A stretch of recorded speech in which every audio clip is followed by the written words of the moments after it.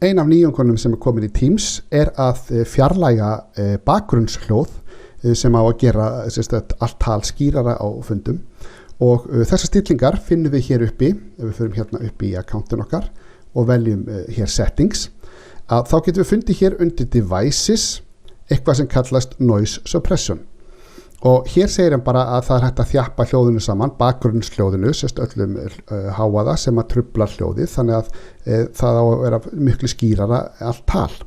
Nú, stillingarna sem við höfum eru annarkvort að hafa það auto, high, low eða off og ég ætla að taka upp hérna smá tilraun, sín ykkur, ég ætla að taka upp fyrst smá myndbort þar sem ég er með þetta á off og síðan ætla ég að taka upp aftur það sem að ég er með á high og reyna að búa til smá háaða og vita hvort að þið heyrið einhvern mun.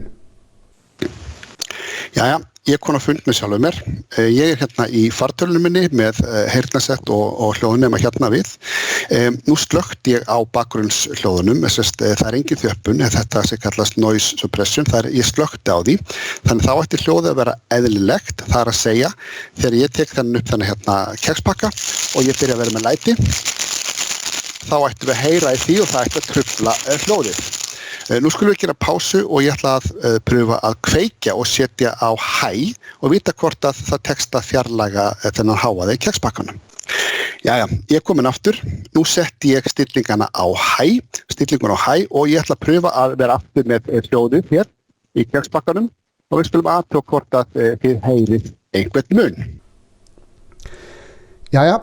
Þetta var tilraunin mín, greinilegur munur og ég gerði tók eingöngu upp með á off og svo high.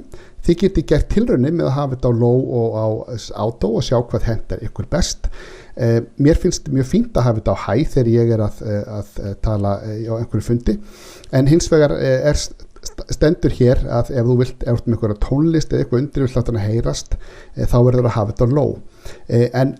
Enn og aftur, þetta bara eitthvað sem að þið getið fundið út sjálf með því að fikta og vita hvað hentar ykkur. Ég nota high sjálfur núna, það hentar mér, en sjálfsögðu getur þetta verið mjög einstaklingsbundið.